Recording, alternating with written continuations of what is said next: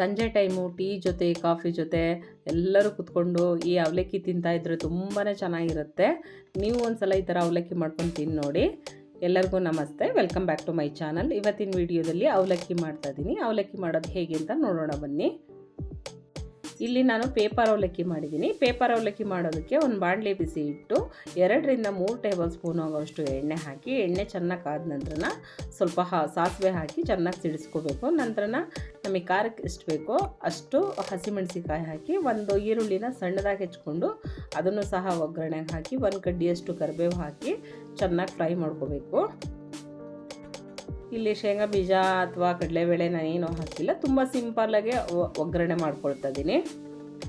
ಒಗ್ಗರಣೆ ಎಲ್ಲ ಚೆನ್ನಾಗಿ ಫ್ರೈ ಆದ ನಂತರ ನಮಗೆ ರುಚಿಗೆ ಎಷ್ಟು ಬೇಕೋ ಅಷ್ಟು ಉಪ್ಪು ಹಾಕಿ ಮತ್ತು ಸ್ವಲ್ಪನೇ ಅರಿಶಿನ ಹಾಕಿ ಫ್ರೈ ಮಾಡ್ಕೋಬೇಕು. ಉಪ್ಪನ್ನು ಆದಷ್ಟು ಸ್ವಲ್ಪ ಕಡಿಮೆನೇ ಹಾಕಬೇಕು, ಏಕೆಂದರೆ ಯಾವುದೇ ಒಗ್ಗರಣೆಗಾಗಲಿ ಆಮೇಲೆ ಕೂಡ ಸೇರಿಸ್ಬೋದು ಉಪ್ಪನ್ನು. ಕೊನೆಯಲ್ಲಿ ಸ್ವಲ್ಪ ಸಣ್ಣದಾಗಿ ಹೆಚ್ಚಿರುವಂತಹ ಕೊತ್ತಂಬರಿ ಸೊಪ್ಪನ್ನ ಒಗ್ಗರಣೆಗೆ ಹಾಕಿ ಇನ್ನೊಂದು ಸಲ ಚೆನ್ನಾಗಿ ಫ್ರೈ ಮಾಡಿ ಫ್ಲೇಮ್ನ ಆಫ್ ಮಾಡಬೇಕು. ಹಸಿ ಕೊತ್ತಂಬರಿ ಸೊಪ್ಪು ಅಷ್ಟೊಂದು ಚೆನ್ನಾಗಿರಲ್ಲ, ಹಾಗಾಗಿ ನಾನು ಒಗ್ಗರಣೆಯಲ್ಲೇ ಹಾಕಿ ಫ್ರೈ ಮಾಡ್ಕೊಳ್ತಾ ಇದ್ದೀನಿ. ಇವಾಗ ಒಗ್ಗರಣೆ ಎಲ್ಲನ ಚೆನ್ನಾಗಿ ರೆಡಿಯಾಗಿದೆ.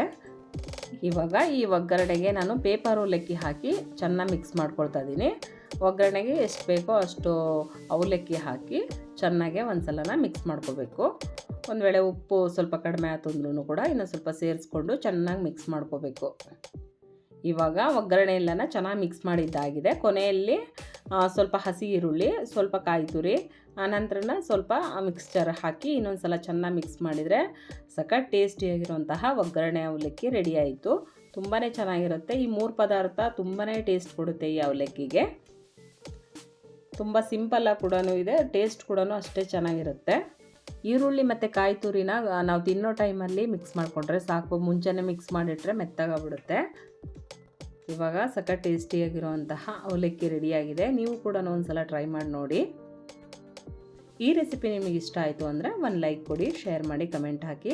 ವೇದ ಜನನಿ ಚಾನಲ್ಗೆ ಸಬ್ಸ್ಕ್ರೈಬ್ ಆಗಿ. Thank you. ಬಾಯ್.